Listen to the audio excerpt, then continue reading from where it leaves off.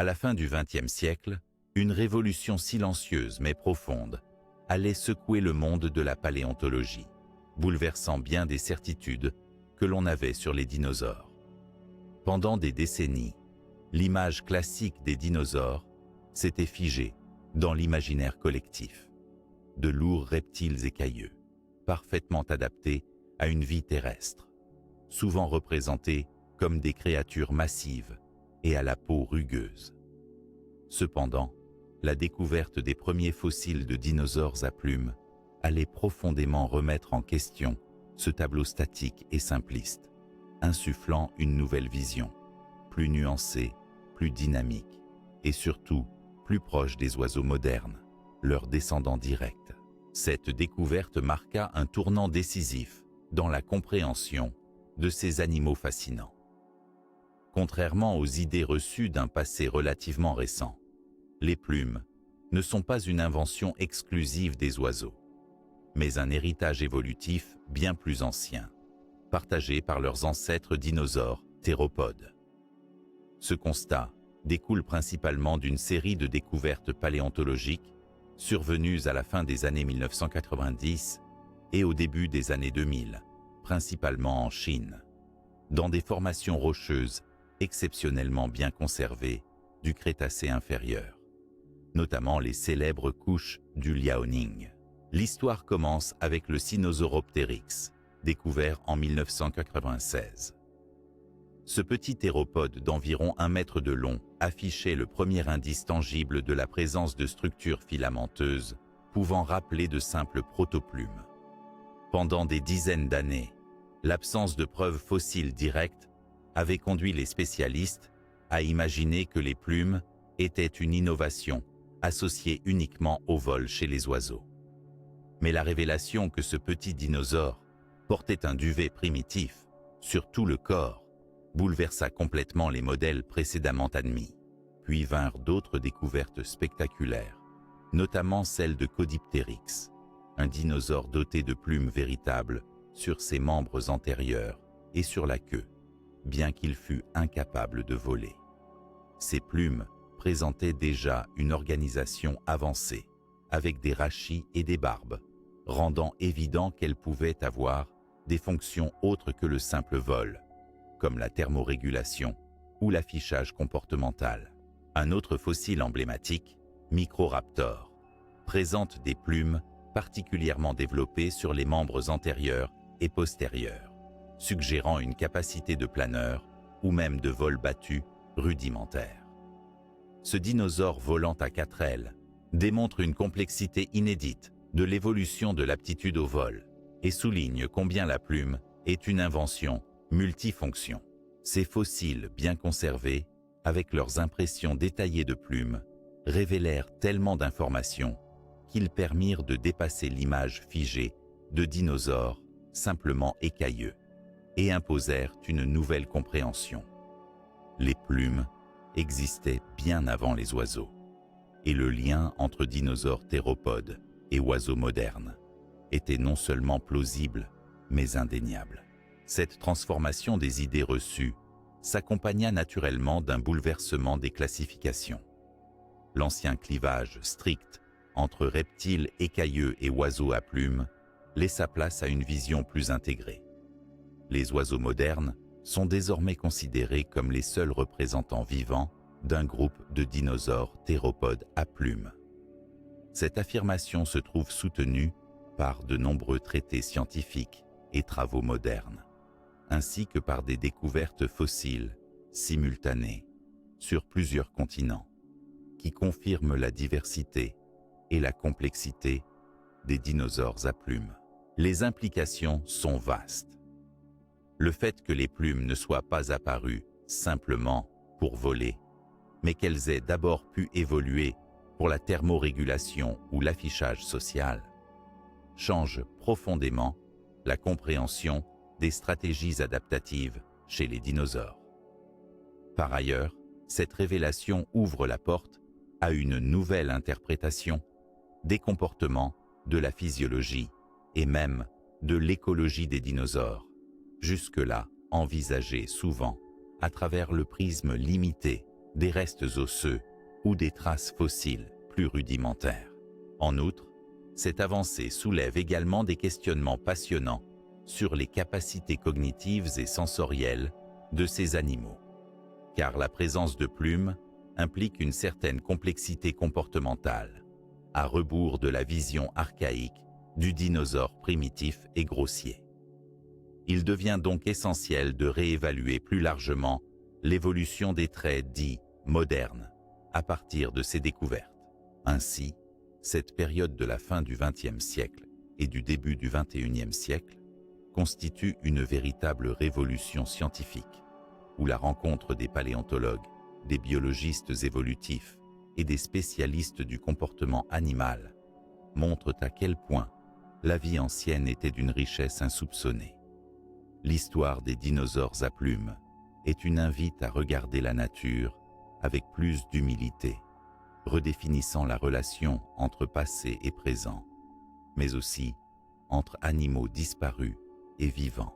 En contemplant ces fossiles, il est fascinant de percevoir qu'au-delà du simple registre des ossements, la texture même du plumage, son organisation, la finesse de ses structures nous racontent une histoire d'adaptation et d'innovation.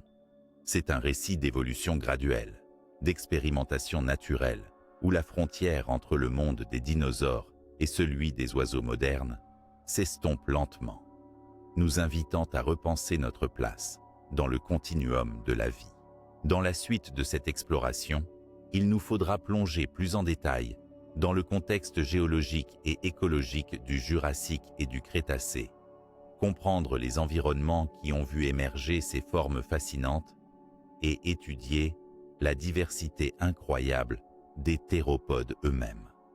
Cette base solide nous aidera à mieux appréhender les origines évolutives des plumes, leurs fonctions multiples et la transition si spectaculaire qui mène finalement des dinosaures à plumes aux premiers oiseaux capables de voler. Une aventure scientifique passionnante qui continue de dévoiler encore aujourd'hui ses mystères les plus captivants.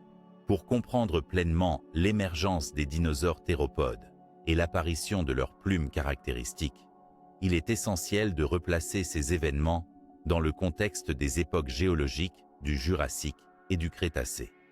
Ces périodes, qui couvrent environ 135 millions d'années, allant de près de 201 à 66 millions d'années avant notre ère, constituent un cadre fondamental pour saisir la dynamique évolutive d'une biodiversité prodigieuse et les transformations profondes des environnements terrestres et marins. Le Jurassique débute après une grande extinction de masse à la fin du Trias, période à laquelle une rapide diversification des dinosaures s'est amorcée. Le climat durant cette ère était en moyenne plus chaud et plus humide que celui d'aujourd'hui, sans calottes glaciaires majeures au pôle, ce qui favorisait la prolifération d'une végétation luxuriante et variée. D'imposantes forêts de conifères, d'araucaria et d'autres gymnospermes dominaient alors la plupart des continents. Ces écosystèmes forestiers étaient essentiels pour assurer un équilibre écologique favorable à de nombreux groupes d'animaux, dont les théropodes. Les premiers théropodes apparaissent au Trias supérieur. Mais leur diversification majeure se produit véritablement au cours du Jurassique moyen et supérieur. Ces dinosaures carnivores, caractérisés par une bipédie stricte, un crâne allongé et souvent armé de dents acérées, occupaient le sommet des chaînes alimentaires terrestres. Leur taille, leur agilité et leur efficacité en tant que prédateurs leur permettaient de s'imposer dans différents habitats, des plaines ouvertes aux forêts denses.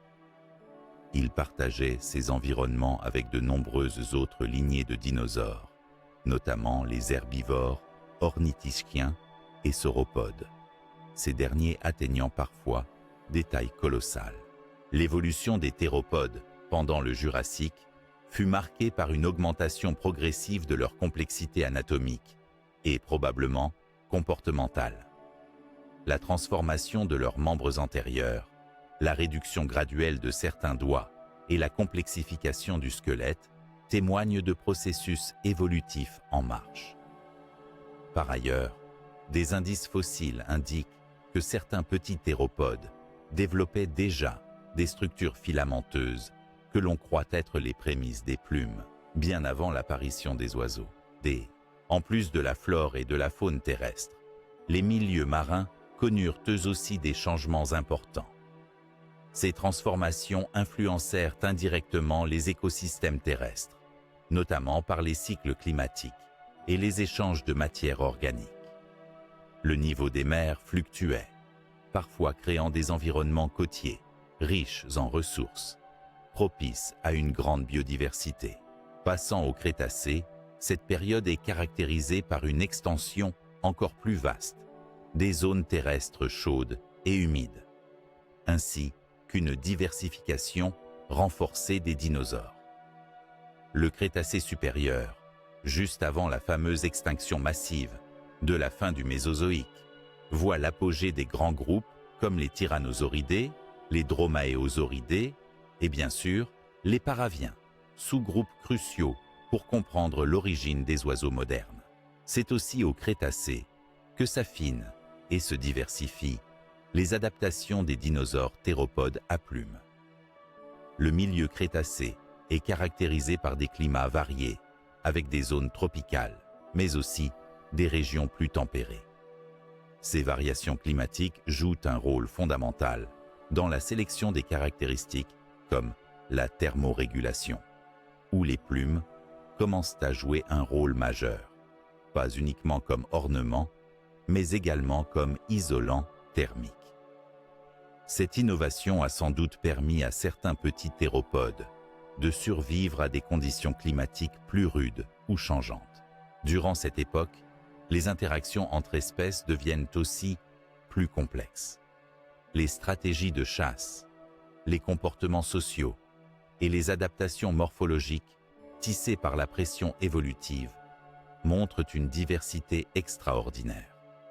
Les théropodes incluent alors des formes terrestres, arboricoles et parfois capables de vol, planer ou battus, soulignant la trajectoire évolutive qui mènera à l'émergence des oiseaux. La flore du Crétacé affiche elle aussi des évolutions majeures, avec l'apparition et la diversification des angiospermes, les plantes à fleurs, qui modifient profondément les écosystèmes. Cette nouveauté écologique offre de nouvelles niches alimentaires et habitats, influençant considérablement la chaîne alimentaire terrestre, y compris les interactions entre dinosaures et leur environnement. Dans cet environnement foisonnant, les fossiles chinois du Liaoning fournissent un témoignage d'une incroyable richesse biologique. Ces dépôts extraordinairement bien conservés révèlent une diversité impressionnante d'espèces à plumes, accompagnées d'autres formes d'animaux et de plantes, avec une fidélité remarquable, qui éclaire la complexité des écosystèmes de cette période. Ainsi, le panorama général du Jurassique et du Crétacé dévoile un monde en effervescence, où la biodiversité ne cesse de croître, offrant aux dinosaures théropodes un terrain d'évolution propice aux innovations comme les plumes, qui ne cesseront de gagner en complexité.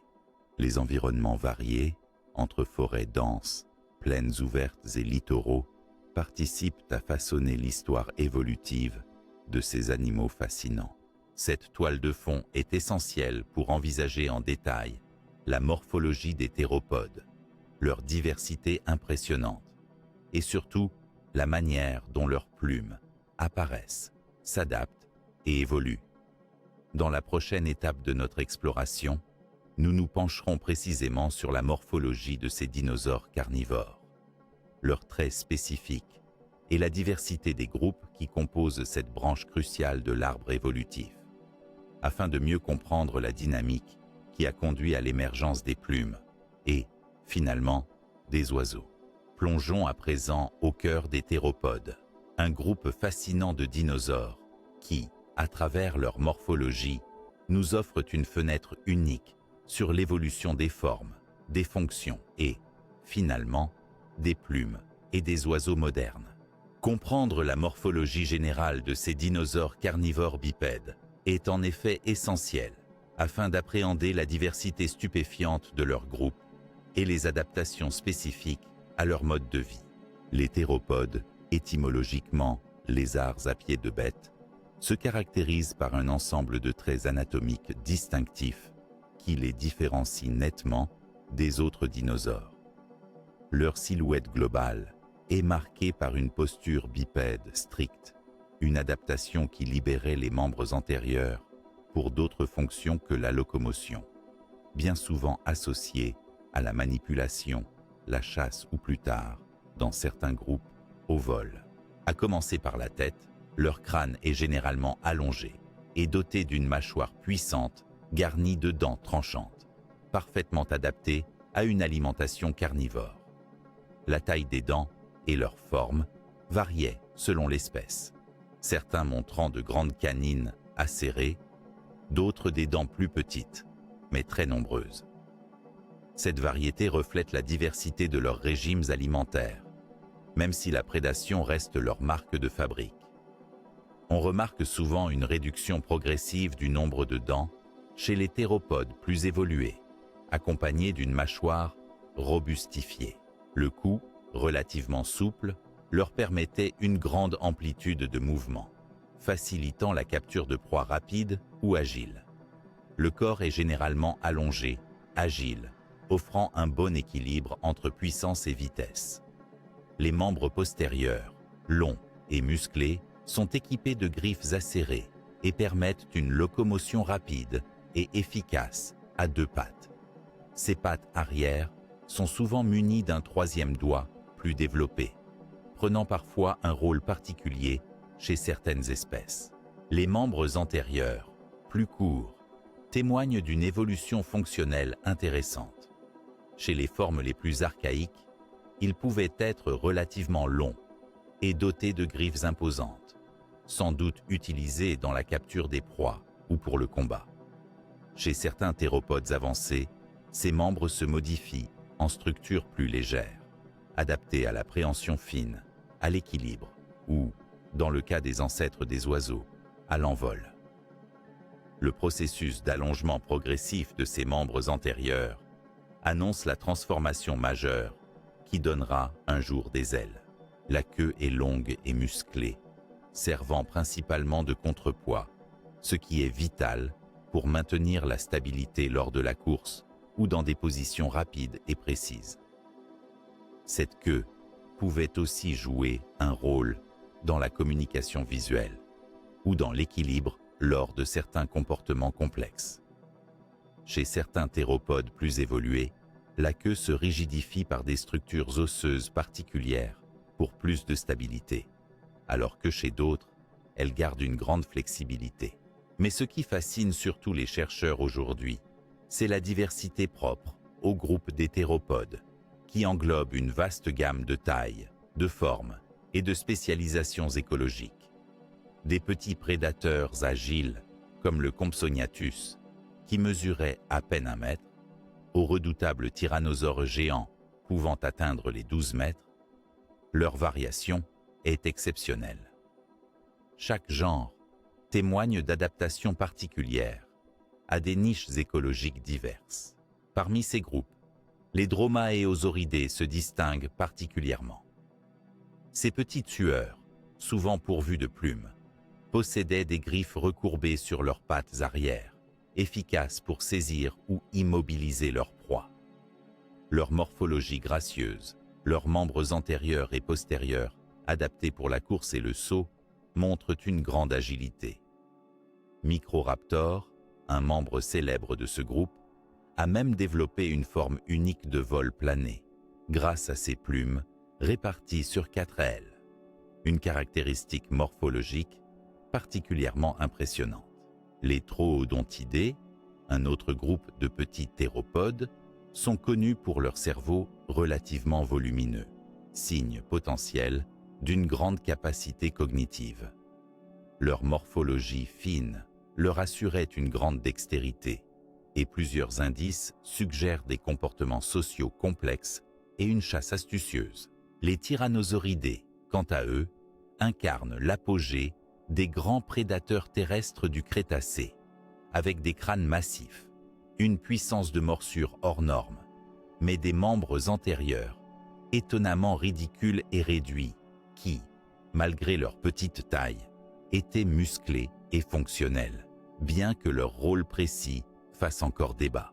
Plus largement, on observe que la morphologie des théropodes reflète une tendance progressive vers la légèreté et l'optimisation pour le mouvement rapide, conjuguée à des innovations anatomiques qui précèdent l'apparition des plumes. Chez certains petits théropodes, des structures osseuses, fines et creuses, réduisent le poids de leur squelette, une caractéristique partagée avec les oiseaux et favorisée par des exigences de mobilité ou même l'envol. En résumé, la morphologie générale des théropodes révèle un fascinant panorama d'adaptation au mode de vie carnivore, souvent associé à une grande agilité, une énergie physique élevée, mais aussi une complexité croissante dans la structure des membres et la transformation possible des appendices. Ce sont ces caractéristiques qui ont largement préparé le terrain pour l'apparition des plumes, tant pour la thermorégulation, l'affichage, que la capacité au vol, ouvrant ainsi la voie aux oiseaux modernes. Dans la prochaine étape, notre regard se portera donc sur ce qui fait la singularité des plumes et leurs origines évolutives, depuis leur forme filamenteuse primitive jusqu'aux structures sophistiquées que l'on connaît aujourd'hui, mettant en lumière un chapitre clé de cette odyssée naturelle. La découverte que les dinosaures, loin d'être de simples reptiles écailleux, portaient des plumes, nous pousse à explorer en profondeur l'origine et l'évolution de ces structures fascinantes.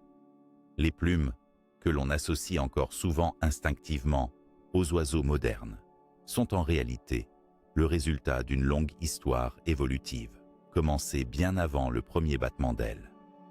Plongeons donc dans cette odyssée qui va des premières structures filamenteuses, simples et rudimentaires, aux plumes élaborées, complexes et multifonctionnelles que nous connaissons aujourd'hui. Les premières traces de structures apparentées aux plumes se manifestent sous la forme de filaments simples, parfois qualifiés de protoplumes.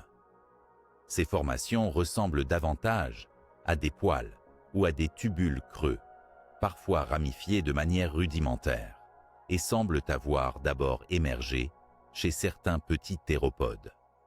Ces filaments primitifs ne ressemblaient donc pas encore aux plumes sophistiquées capables de voler, mais jouaient déjà des rôles essentiels, notamment dans l'isolation thermique.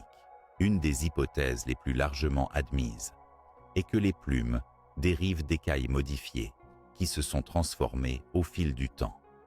Les écailles des reptiles et les plumes des oiseaux partagent en effet une origine embryonnaire commune, liée à la même base kératinisée.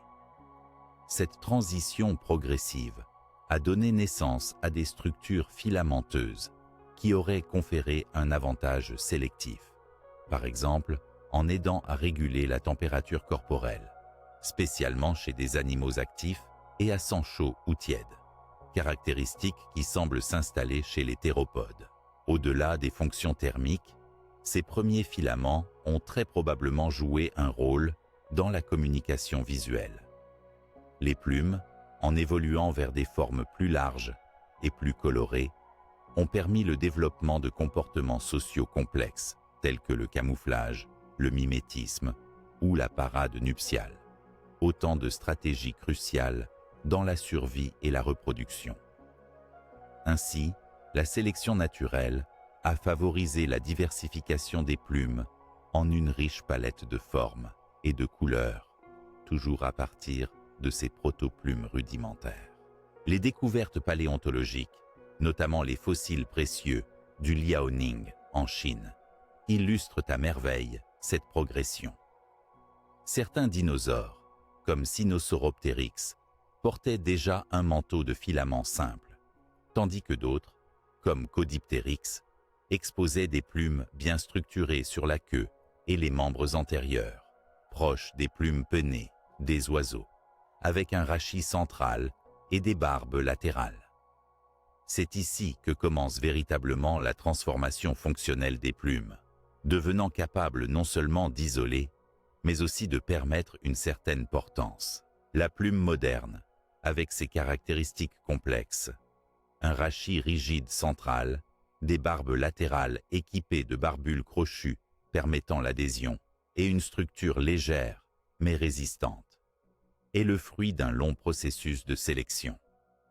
La perfection de cette organisation permet aux oiseaux actuels un vol efficace, précis et économe en énergie. Mais cette étape finale résulte d'une multitude d'adaptations progressives. Par ailleurs, il faut noter qu'au stade intermédiaire, existaient des plumes asymétriques sur certains petits théropodes, comme Microraptor. Ces plumes sont essentielles, car l'asymétrie joue un rôle majeur dans la mécanique du vol battu, en améliorant la portance et la maniabilité. Ce stade représente une étape clé de l'histoire évolutive des plumes, soulignant que la capacité au vol ne s'est pas inventée d'un seul coup, mais s'est construite graduellement à partir d'autres fonctions plus basiques. Des recherches récentes ont aussi montré que la composition chimique des plumes a évolué parallèlement à leur forme. L'étude des mélanines fossilisées permet d'appréhender non seulement les couleurs originales, mais aussi la robustesse et la résistance aux facteurs environnementaux. Ces éléments révèlent à quel point la sélection naturelle a perfectionné la plume, non seulement dans un cadre fonctionnel, mais aussi esthétique, pour le succès reproductif. Enfin, il convient de souligner que les plumes ne sont pas une caractéristique exclusive des oiseaux. Aujourd'hui, elles sont également documentées chez plusieurs groupes de dinosaures non aviens, dont certains semblent même avoir cultivé une grande diversité morphologique et fonctionnelle des plumes, des simples poils aux plumes complexes. Cette variété reflète une multiplicité d'usages avant même l'apogée du vol aviaire. Ainsi, les origines évolutives des plumes nous racontent une histoire fascinante de transformation progressive, caractérisée non par un saut brutal, mais par une succession d'adaptations ingénieuses. Commencer par des filaments simples pour la thermorégulation, évoluer vers des structures plus larges pour l'affichage social, puis passer à des formes capables de générer une portance, et enfin, développer le vol battu des oiseaux. Cette évolution complexe dépasse largement l'image traditionnelle des dinosaures, posés comme de simples reptiles écailleux, et permet de mieux comprendre la continuité entre les dinosaures à plumes du Mésozoïque et les oiseaux modernes. Elle ouvre aussi sur de nombreuses questions scientifiques passionnantes, notamment sur les mécanismes génétiques qui ont permis ces transformations et sur les influences environnementales qui ont orienté ces innovations. Dans les sections suivantes, nous approfondirons l'étude des premières plumes découvertes dans les fossiles, leur composition et les différentes étapes évolutives identifiables, en croisant les données anatomiques et chimiques. Nous explorerons également les sites exceptionnels où ces trésors fossiles ont été retrouvés, notamment en Chine, qui ont tant contribué à renouveler notre compréhension de cette révolution naturelle. Poursuivons notre exploration fascinante par une analyse détaillée des premières plumes observées dans les fossiles, qui révèlent non seulement la complexité de leur origine, mais aussi les différents stades évolutifs qui ont jalonné leur histoire. Cette démarche nous permet de mieux comprendre comment des structures initialement simples ont pu gagner en sophistication pour aboutir aux plumes modernes, fonctionnelles et aussi esthétiques. Les plumes fossiles les plus anciennes connues se présentent sous plusieurs types fondamentaux, illustrant une progression remarquable dans la diversité morphologique. On distingue d'abord les plus primitives, qualifiées de structures filamenteuses ou protoplumes. Ces filaments sont généralement simples, non ramifiés, et forment un duvet qui recouvrait certaines espèces de petits dinosaures. ils sont largement assimilés à des structures isolantes, semblables aux poils chez les mammifères. Cette fonction thermorégulatrice était essentielle pour ces animaux, proies ou prédateurs de petite taille, vivant dans des climats parfois variables. En progressant vers des formes plus complexes, certaines plumes se présentent comme des filaments ramifiés, où le fil principal, ou rachis, commence à se dessiner, sur lequel s'attachent des barbes. Ces barbes, elles-mêmes composées de barbules minuscules, permettent une meilleure cohésion et rigidité de la plume. Cette évolution structurelle offrait déjà des avantages en termes d'affichage ou de protection contre les agressions extérieures, tout en augmentant l'efficacité de l'isolation thermique. Des fossiles remarquablement bien conservés, comme ceux du Liaoning en Chine, ont permis d'observer ces détails microscopiques.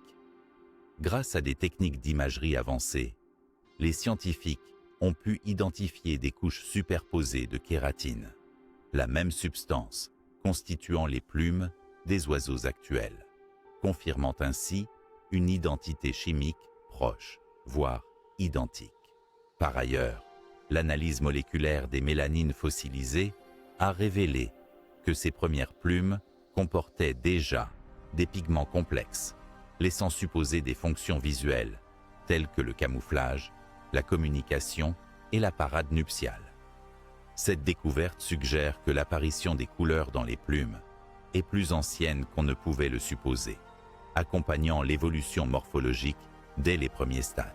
Le passage aux plumes pennées, caractérisé par un rachis central solide et des barbes latérales, disposées de manière symétrique ou asymétrique, correspond à une étape suivante cruciale. Chez certaines espèces, comme Caudipteryx ou Microraptor, la présence de plumes asymétriques sur les ailes ou la queue illustre déjà des préadaptations au vol ou au planeur. Cette organisation plus structurée sert à augmenter la surface portante, indispensable pour les capacités aérodynamiques. En examinant les fossiles, on observe surtout que les stades évolutifs ne sont pas linéaires et simplistes. Des dinosaures apparentés possèdent parfois différents types de plumes, selon les régions du corps. Des filaments simples sur le tronc pour l'isolation, des plumes plus élaborées sur les membres antérieurs, utilisées potentiellement pour l'affichage ou des mouvements dans l'air. Cette diversité fonctionnelle révélée chez un seul individu témoigne de la richesse adaptative des plumes. Concernant la composition chimique, les plumes fossiles présentent des anneaux de kératine similaires à ceux des plumes actuelles, preuve de leur solidité et durabilité dans le temps. Ces structures permettent notamment de maintenir la forme de la plume malgré les stress mécaniques lors du vol ou du frottement. Enfin, certaines découvertes plus récentes ont mis en lumière l'existence de plumes dites filamentaires pennées à plusieurs axes, intermédiaires entre plumes simples et plumes pennées complexes, révélant des formes transitoires enchevêtrées dans la longue chaîne de transformations évolutives. Ces plumes complexes se retrouvent chez quelques paraviens non aviens, renforçant l'hypothèse d'une gradation progressive vers les plumes parfaitement adaptées au vol. Cette évolution des plumes a été facilitée par des adaptations génétiques cruciales, notamment la modulation de l'expression des gènes responsables de la morphogenèse des structures épidermiques. Les modifications successives de ces gènes ont permis l'élaboration des différentes formes de plumes observées chez les fossiles. En résumé, l'analyse des premières plumes dans les fossiles révèle un chemin évolutif jalonné de nombreuses innovations. Des simples filaments isolants aux structures sophistiquées asymétriques et colorées, en passant par des formes intermédiaires. Chaque étape reflète une adaptation à des fonctions multiples, telles que la thermorégulation, la communication visuelle et bien sûr, la conquête progressive du vol.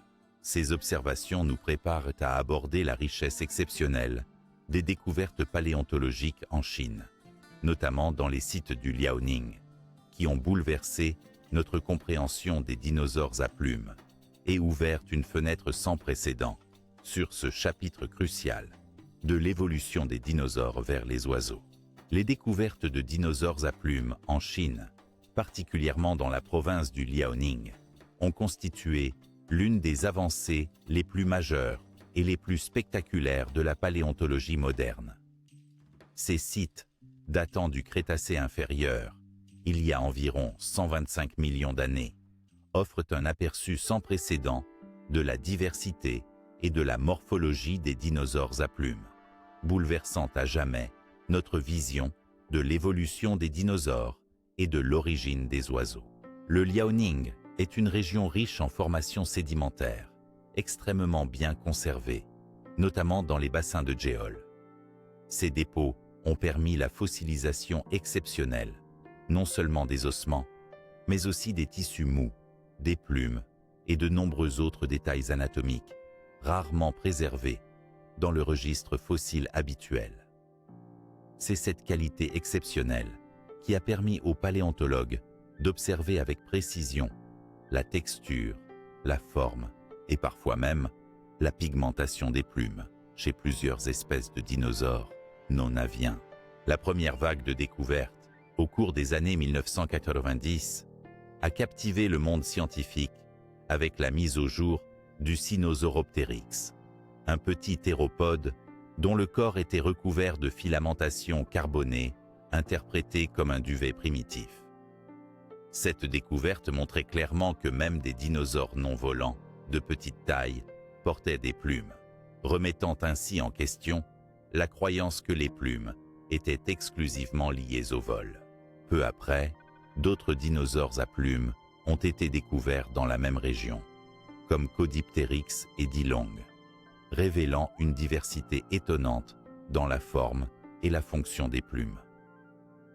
Certaines espèces possédaient des plumes pennées asymétriques sur les membres antérieurs, indiquant des adaptations probablement liées à un type de locomotion aérienne ou au moins à des capacités de planeur. Ces structures témoignent d'une complexité bien supérieure à celle des simples filaments. Parmi les plus célèbres fossiles du Liaoning, Microraptor a particulièrement fasciné les scientifiques, avec ses 4 membres pourvus de longues plumes, formant une sorte d'aile quadruple. Ce dinosaure volant illustre une étape évolutive intermédiaire entre les dinosaures terrestres et les oiseaux, soulignant la diversité fonctionnelle que pouvaient prendre les plumes.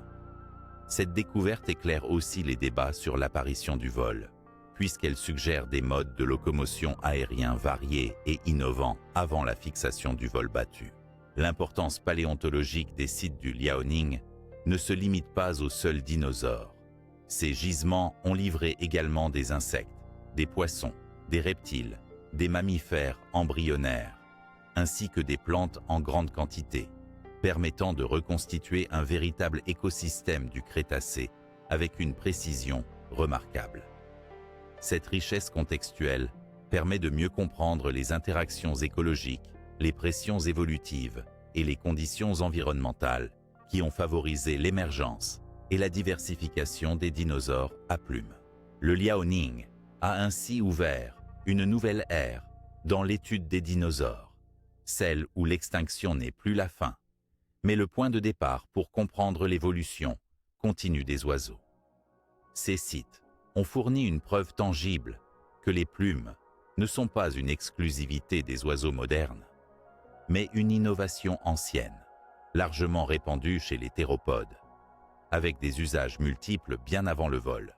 En termes scientifiques, les fossiles du Liaoning ont également permis de raffiner la phylogénie des dinosaures théropodes, établissant des liens plus étroits entre certains groupes, reconnaissance de traits partagés, notamment la présence de plumes, et éclaircissement de la chronologie évolutive. Ces données ont contribué à affiner les classifications et à repenser les systèmes d'organismes du Mésozoïque. De plus, l'examen minutieux des fossiles du Liaoning, notamment à travers des technologies modernes comme la tomographie ou la microscopie électronique, a mis en lumière Des détails sur la structure chimique des plumes, l'agencement des mélanines et la mécanique des appendices, parfois invisibles à l'œil nu ou au coup d'œil traditionnel. Ce volet est essentiel, car il ouvre des perspectives inédites sur les modalités d'apparition des couleurs chez les dinosaures à plumes, permettant à son tour une meilleure compréhension de leurs comportements sociaux, de leur mode de vie et des interactions visuelles dans leur environnement. Enfin, en révélant une diversité inattendue et des degrés de complexité insoupçonnés dans les plumes et la morphologie des théropodes du Liaoning, ces découvertes ont renforcé l'idée d'une transition graduelle, naturelle et continue des dinosaures vers les oiseaux modernes, suivant un chemin évolutif riche, complexe et fascinant. Dans la suite, nous analyserons plus en détail certains des fossiles emblématiques de cette région, tels que Sinosauropteryx, Caudipteryx et Microraptor, en examinant leurs caractéristiques uniques, l'intérêt paléontologique qu'ils représentent, ainsi que leur contribution à notre compréhension du monde mésozoïque. Nous poursuivons notre voyage dans l'histoire captivante des dinosaures à plumes, en nous intéressant maintenant à quelques fossiles emblématiques, notamment Sinosauropteryx, Caudipteryx, Microraptor, ainsi que d'autres espèces remarquables qui ont tous joué un rôle crucial dans la réévaluation de l'évolution des théropodes et de leur lien avec les oiseaux modernes. Commençons par Sinosauropteryx, découvert dans les années 1990 dans les formations du Liaoning en Chine. Ce petit théropode, long d'environ 1 mètre, a été le premier dinosaure non aviaire à révéler la présence de structures filamentaires sur son corps, interprétées comme des protoplumes. Ces filaments ne ressemblaient pas encore à des plumes complexes, mais à un duvet simple, probablement utilisé pour l'isolation thermique. Cette découverte a été révolutionnaire, car elle démontrait que même les dinosaures prédateurs et non volants possédaient des plumes sous forme rudimentaire. D'importantes études microscopiques ont également permis de détecter des pigments fossilisés dans ces filaments, suggérant que Sinosauropteryx pouvait présenter une coloration bandée, possiblement utilisée pour le camouflage ou la communication. Passons maintenant à Caudipteryx, un autre théropode découvert également au Liaoning, mais datant d'un peu plus tard dans le Crétacé inférieur. Ce dinosaure d'environ 1,20 m présente des plumes clairement structurées, notamment autour de la queue et sur les membres antérieurs. Ces plumes établissent un parallèle évident avec celles des oiseaux modernes, avec un rachis central et des barbes latérales, typiques des plumes pennées. Pourtant, Caudipteryx était incapable de voler, ce qui indique que les plumes avaient d'autres fonctions avant d'être réellement adaptées au vol. Elles pouvaient notamment servir à l'affichage, à la thermorégulation ou au camouflage. La morphologie du squelette de Caudipteryx montre d'autres traits aviaires, comme un sternum relativement développé et une structure du poignet, facilitant la mobilité des membres antérieurs. Ces caractéristiques font de Caudipteryx un excellent exemple de forme intermédiaire entre dinosaures traditionnels et oiseaux. Un des fossiles les plus fascinants et complexes reste Microraptor, un petit théropode à l'allure presque féline, mais doté de 4 membres pourvus de longues plumes, formant ce que l'on appelle un vol à 4 ailes. Cette particularité unique lui permettait probablement de planer, voire de pratiquer un vol battu rudimentaire. Ces plumes asymétriques, similaires à celles des oiseaux actuels, montrent une évolution avancée de la structure plumeuse, offrant non seulement un avantage aérodynamique, mais aussi une possible utilisation dans des comportements sociaux complexes. Microraptor illustre parfaitement la complexité des adaptations évolutives, démontrant que le vol ne surgit pas soudainement, mais résulte d'une multitude d'expériences morphologiques et fonctionnelles sur plusieurs millions d'années. Au-delà de ces 3 exemples, D'autres dinosaures à plumes, découverts dans la même région du Liaoning ou ailleurs, ajoutent des pièces au puzzle. Par exemple, les Dromaeosauridés, comme Vélociraptor, présentaient également des plumes sur tout le corps, bien que leur structure exacte soit moins bien conservée. Des spécimens tels que Protarchaeopteryx ou May offrent des insights précieux sur les stades intermédiaires, entre plumes simples et complexes, avec des adaptations secondaires à diverses fonctions écologiques. Ces fossiles nous révèlent donc une mosaïque évolutive où les plumes émergent initialement pour des fonctions thermiques ou sociales avant d'être employées pour l'aérodynamisme. Ils témoignent du fait que la frontière entre dinosaures non aviens et oiseaux actuels est bien plus poreuse qu'on ne le pensait autrefois. Chaque nouveau spécimen enrichit notre compréhension non seulement de l'évolution des plumes, mais aussi des modes de vie, du comportement et des écologies variées de ces créatures. Dans l'ensemble, la diversité morphologique observée dans ces fossiles éclaire la complexité de l'évolution des dinosaures à plumes et de leurs multiples adaptations, conduisant à l'apparition des oiseaux capables de voler. Dans la prochaine partie, nous approfondirons l'étude du célèbre Archaeopteryx, emblème de la transition entre dinosaures et oiseaux, afin d'explorer plus spécifiquement ses traits intermédiaires et son rôle dans cette fascinante aventure évolutive. Parmi les découvertes qui ont le plus marqué l'histoire de la paléontologie et notre compréhension de la transition entre dinosaures et oiseaux, Archaeopteryx occupe une place à part. Ce fossile emblématique, trouvé dans les carrières lithographiques de Solnhofen, en Bavière, en Allemagne, date du Jurassique supérieur, il y a environ 150 millions d'années. Il représente un véritable pont évolutif, affichant un mélange saisissant de caractéristiques typiquement dinosauresques et d'attributs propres aux oiseaux modernes, ce qui en fait un sujet fascinant d'étude pour décrypter l'émergence de la capacité au vol. Archaeopteryx, souvent considéré comme le premier oiseau, mesure environ 50 cm de long, soit la taille d'un corbeau actuel. Son squelette combine des traits reptiliens, tels qu'une longue queue osseuse, des dents pointues et des doigts munis de griffes, avec des attributs clairement aviens, comme des plumes pennées asymétriques sur les ailes et la queue, essentielles pour le vol. Ces plumes sont très similaires à celles des oiseaux actuels, en termes de structure, avec un rachis central rigide et des barbes latérales qui permettent de créer une surface portante efficace.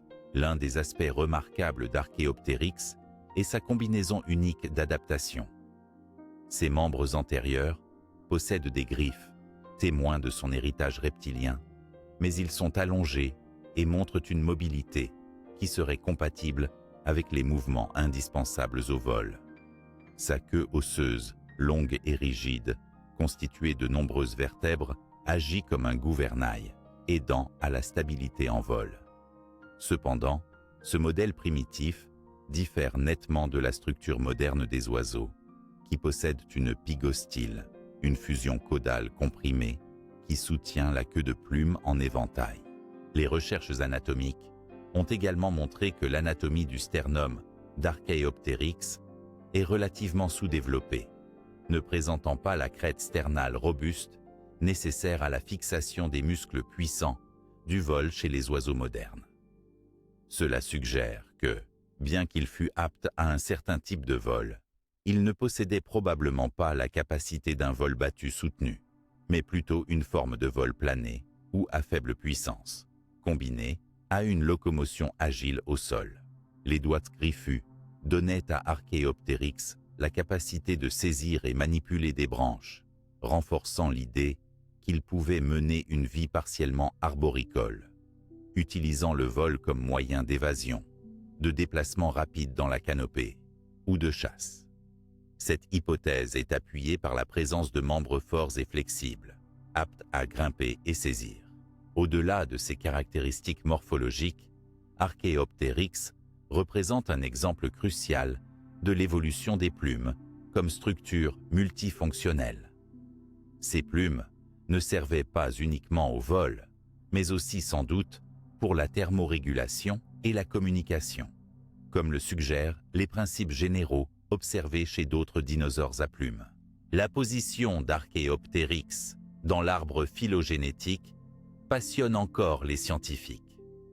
Certains le considèrent comme un véritable ancêtre direct des oiseaux modernes, tandis que d'autres y voient un membre basal du groupe des paraviens, groupe englobant aussi les Dromaeosauridés et les Troodontidés. Cette ambiguïté souligne la nature graduelle et complexe des transitions évolutives. En somme, Archaeopteryx cristallise à la fois la continuité et la transformation entre dinosaures théropodes et oiseaux. Il incarne une étape clé où les innovations morphologiques et fonctionnelles se conjuguent pour ouvrir la voie au vol battu contrôlé, à la diversité écologique et comportementale qui caractériseront les oiseaux ultérieurs. Dans la suite de cette série, nous approfondirons la fonction thermorégulatrice des premières plumes en examinant les preuves expérimentales et les théories actuelles qui expliquent ce rôle essentiel dans la biologie des dinosaures à plumes, avant d'aborder leur implication dans le comportement social. Au cœur des origines des plumes se trouve une question fondamentale. Quelle fonction biologique première ces structures ont-elles pu remplir avant de se spécialiser pour le vol?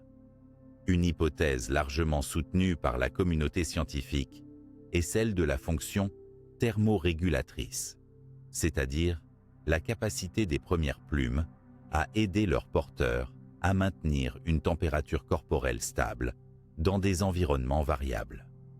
Comprendre ce rôle initial des plumes nous éclaire sur les pressions évolutives qui ont façonné leur émergence bien avant la conquête des airs.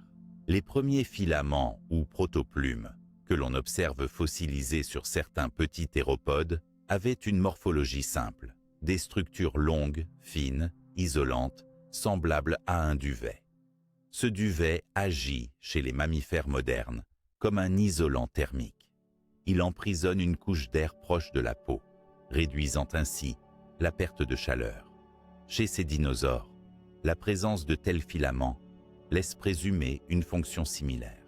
Pour étayer cette hypothèse, plusieurs études expérimentales modernes ont été menées.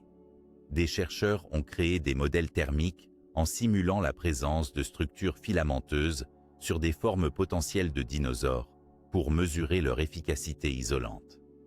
Ces modèles ont montré que les protoplumes, même dans leur forme la plus rudimentaire, améliorent nettement la gestion de la chaleur corporelle en minimisant les échanges thermiques avec l'environnement. Cette fonction apparaît particulièrement cruciale pour de petits animaux dont le rapport surface-volume favorise la déperdition rapide de chaleur.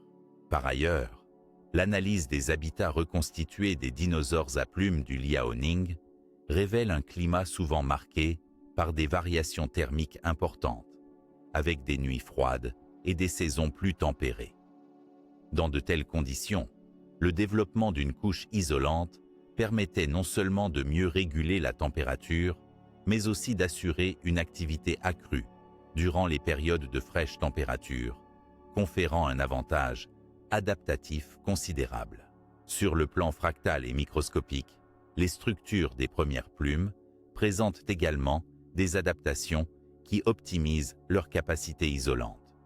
La densité des filaments, leur orientation et leur surface contribuent à la formation d'un véritable tapis thermique. Les analogies avec les filaments de duvet chez les oiseaux modernes ou les mammifères renforcent cette interprétation. D'autres éléments argumentent en faveur d'une fonction thermorégulatrice initiale des plumes. Par exemple, certaines espèces fossiles présentent un revêtement de filaments couvrant largement le corps, alors même que ces dinosaures ne possédaient pas de capacité de vol. Ainsi, la coexistence prolongée de plumes et de styles de vie terrestres et non volants suggère une fonction primaire autre que le vol. Parallèlement, Des études sur le métabolisme des théropodes indiquent que certains groupes étaient probablement endothermes, ou au moins avaient un métabolisme plus élevé que celui des reptiles classiques. Cela implique une nécessité plus grande de maintenir une température corporelle constante, ce que les plumes isolantes pouvaient faciliter. Enfin, la thermorégulation ne se limite pas à la conservation de la chaleur. Des plumes pouvaient aussi jouer un rôle de dissipateur thermique en situation de surchauffe, stabilisant ainsi la température par un contrôle plus fin. Cette double fonction démontre la polyvalence adaptative des plumes dès leurs premiers stades évolutifs. Ainsi, la fonction thermorégulatrice des premières plumes ne se réduit pas à un simple effet secondaire. Elle a vraisemblablement constitué un moteur évolutif puissant, favorisant la diversification des structures plumeuses, ouvrant la voie à d'autres fonctions telles que l'affichage visuel, puis, finalement, le vol. Dans la prochaine section, nous aborderons justement ce rôle crucial des plumes dans le comportement social, notamment à travers leur participation à l'affichage et à la communication chez ces dinosaures à plumes. Les plumes, au-delà de leur fonction thermorégulatrice initiale, ont rapidement acquis un rôle primordial dans le domaine du comportement social chez les dinosaures à plumes. En effet, leur couleur, leur forme et leur disposition variée ont constitué un véritable langage visuel qui servait à de multiples fins, en particulier l'affichage, la parade nuptiale et même le camouflage, outils essentiels pour la survie et la reproduction. Plongeons dans cette dimension fascinante où l'évolution du plumage rejoint l'évolution des comportements complexes. L'une des premières et des plus évidentes fonctions des plumes dans le comportement social est l'affichage. Comme chez les oiseaux actuels, de nombreuses espèces de dinosaures à plumes utilisaient probablement leur plumage pour envoyer des signaux visuels, que ce soit pour intimider un rival, signaler leur présence ou renforcer la cohésion sociale au sein d'un groupe. La variété des formes et des tailles de plumes, allant des simples filaments aux grandes plumes, pennées, richement colorées, suggère une diversité de fonctions d'affichage adaptées à différentes situations. Les fossiles du Liaoning ont permis la découverte de structures pigmentaires fossilisées, notamment des mélanosomes, qui indiquent des couleurs vives telles que le noir, le brun, mais aussi des teintes iridescentes ou métalliques. Ces couleurs, iridescence, répartition des motifs, suggèrent que les dinosaures à plumes pouvaient exhiber des motifs complexes et dynamiques, particulièrement efficaces lors des parades nuptiales. Grâce à ces ornements naturels, les animaux pouvaient ainsi attirer un partenaire potentiel, afficher leurs conditions physiques ou renforcer leur statut social. La parade nuptiale, ritualisée et visuelle, est un élément clé du comportement sexuel chez de nombreux animaux. Il est probable que chez ces dinosaures, les plumes jouaient un rôle similaire à celui observé chez les oiseaux modernes. Fascination visuelle, mise en valeur des qualités génétiques et santé, voire intimidation d'autres prétendants. Certains fossiles montrent des plumes exceptionnellement longues ou décoratives situées à des endroits visibles, notamment sur la queue ou les membres antérieurs, renforçant cette hypothèse. En parallèle, les plumes servaient également au camouflage, un autre aspect capital pour la survie. Grâce à des couleurs et motifs adaptés, les dinosaures à plumes pouvaient se fondre dans leur environnement, évitant ainsi prédateurs ou proies. La présence de motifs bandés, tachetés ou dégradés, discernés à travers l'analyse des pigments fossilisés, montre que le mimétisme visuel était un trait évolutif très ancien et sophistiqué. Cette double fonction des plumes, à la fois pour l'affichage et le camouflage, témoigne d'un équilibre évolutif subtil qui favorisait la survie et la reproduction. Notons aussi que l'utilisation des plumes pour des comportements sociaux impliquait une certaine complexité cognitive. Les espèces qui employaient des stratégies de parade ou de camouflage sophistiquées devaient comprendre leur environnement et les réactions d'autres individus, signe probable d'une intelligence comportementale évoluée. Cette hypothèse est corroborée par l'étude des cerveaux fossiles de certains théropodes, qui montrent des structures neurologiques relativement développées. Enfin, il est important de souligner que ces usages sociaux des plumes ont pu influer sur leur diversification morphologique. La pression sexuelle, via la sélection sexuelle, favorisait les variations de teinte, de forme et d'organisation des plumes, conduisant à une incroyable variété qui dépasse de loin la simple fonction thermique. En somme, les plumes ont été au centre d'un système complexe de communication non verbale dès leurs premiers stades évolutifs. Elles ont permis aux dinosaures, à plumes, d'adopter des stratégies sociales avancées, essentielles pour la réussite reproductive et la survie dans un environnement compétitif. Dans la continuité de cette réflexion, la section suivante s'attardera sur l'évolution des couleurs et de la structure des plumes, s'appuyant sur l'analyse des mélanosomes fossilisés, pour approfondir l'étude de ces phénomènes et mieux saisir l'ampleur et la diversité de ce langage visuel préhistorique. L'étude de l'évolution de la couleur et de la structure des plumes chez les dinosaures à plumes a franchi une étape majeure grâce aux avancées techniques permettant d'analyser les mélanosomes fossilisés. Ces petits organites cellulaires, responsables du dépôt des pigments mélaniques dans les plumes, peuvent, lorsqu'ils sont conservés dans les fossiles, révéler des informations précieuses sur la palette de couleurs et les modes d'apparition des motifs colorés chez ces animaux disparus depuis des millions d'années. Les mélanosomes sont des structures microscopiques contenues dans les cellules épidermiques qui stockent différents types de mélanine, notamment l'eumélanine, qui produit des teintes noires et brun foncé, et la phéomélanine, associée à des teintes plus rouges ou jaunâtres. La forme et la taille des mélanosomes varient en fonction de ces types de pigments et ont été retrouvés préservés dans plusieurs fossiles du Liaoning et d'autres sites, offrant une fenêtre unique sur l'aspect originel des plumes. Une analyse minutieuse, par technique de microscopie électronique et par spectrométrie, a permis de cartographier ces mélanosomes en détail. Par exemple, dans le cas de certains dromaeosauridae à plumes, la distribution des mélanosomes montre des motifs alternant des bandes sombres et claires, suggérant un camouflage élaboré, ce qui corrobore les hypothèses sur l'usage des plumes pour se fondre dans l'environnement. Ces motifs complexes sont la preuve palpable que la communication visuelle et le camouflage étaient des fonctions développées très tôt dans l'histoire évolutionnaire des dinosaures à plumes. D'autres fossiles révèlent des mélanosomes disposés de manière à produire des effets d'iridescence, similaires à ce que l'on observe chez plusieurs oiseaux modernes au plumage chatoyant. Cette iridescence est obtenue par une superposition microscopique précise des couches de mélanosomes, créant ainsi des couleurs changeantes selon l'angle de la lumière.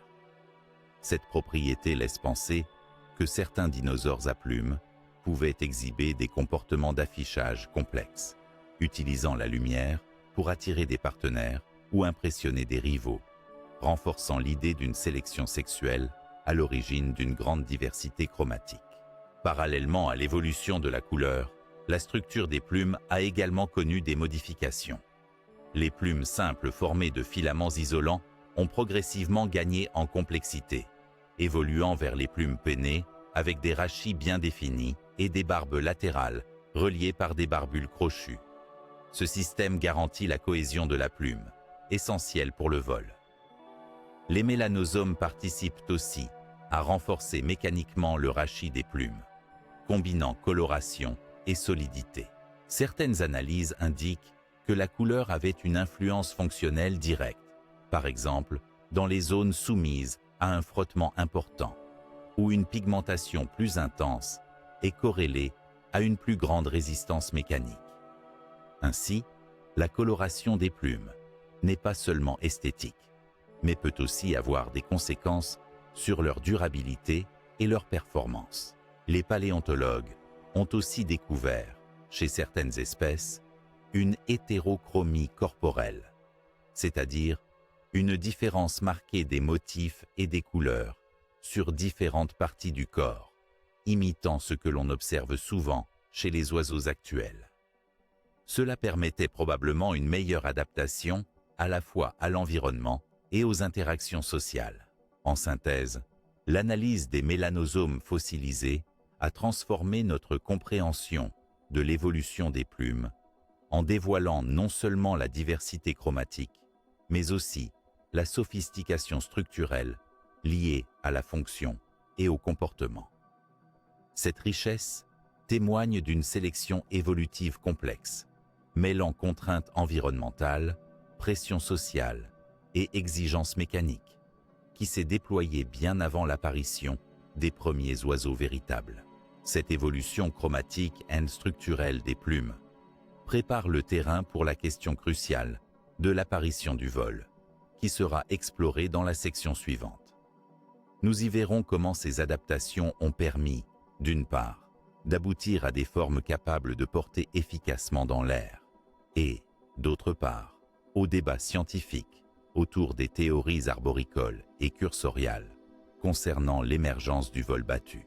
L'apparition du vol chez les oiseaux et leurs ancêtres dinosaures à plumes représente l'une des transitions les plus fascinantes et complexes de l'évolution. Depuis longtemps, les scientifiques s'interrogent sur le mode d'origine du vol battu, débattant principalement entre deux grandes théories aux implications écologiques et morpho-fonctionnelles distinctes, la théorie arboricole et la théorie cursoriale. Cette discussion, loin d'être tranchée, témoigne des multiples adaptations et stratégies qui ont pu accompagner la conquête des airs. La théorie arboricole, parfois appelée la théorie du saut d'arbre en arbre, propose que les ancêtres des oiseaux, vivant dans des environnements forestiers denses, utilisaient d'abord leurs membres antérieurs, dotés de plumes, pour glisser ou planer entre les branches d'arbres. Selon cette hypothèse, ces précurseurs du vol auraient développé progressivement des mécanismes leur permettant d'améliorer le contrôle de ces mouvements aériens, évoluant doucement vers un vol battu efficace.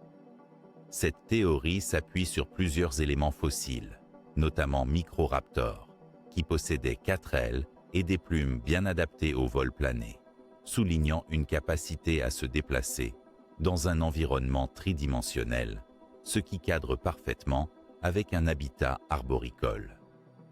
De plus, certains traits anatomiques, tels que la mobilité des doigts et la structure des griffes d'arboréalisation, renforcent l'idée que ces dinosaures choisissaient les arbres comme refuge ou zone de chasse. À l'inverse, la théorie cursoriale défend l'idée que le vol serait apparu chez des théropodes terrestres, dont les membres antérieurs munis de plumes auraient été initialement utilisés pour d'autres fonctions, telles que la capture de proie ou l'équilibre lors de courses rapides. Dans ce modèle, le vol n'est pas issu du saut ou du glissage, mais d'une progression graduelle de battements moteurs pour gagner en portance et en sustentation au fil de la course, jusqu'à permettre un envol véritable. Cette hypothèse est soutenue par l'observation de formes de dinosaures rapides, avec des pattes arrière robustes et des muscles puissants, mais aussi par la structure progressive des membres antérieurs et des plumes, adaptées pour augmenter la surface portante pendant la course. Le débat scientifique ne s'arrête pas à ces deux théories. Plusieurs chercheurs proposent aujourd'hui des modèles hybrides ou des étapes intermédiaires qui combineraient des comportements arboricoles et terrestres, une idée soutenue par la diversité morphologique et écologique des premiers dinosaures à plumes. Certains avancent que le vol aurait pu émerger à partir de comportements variés, comme la course, le saut, le glissement et la capture aérienne d'insectes. chacune contribuant à façonner les aptitudes aérodynamiques progressives.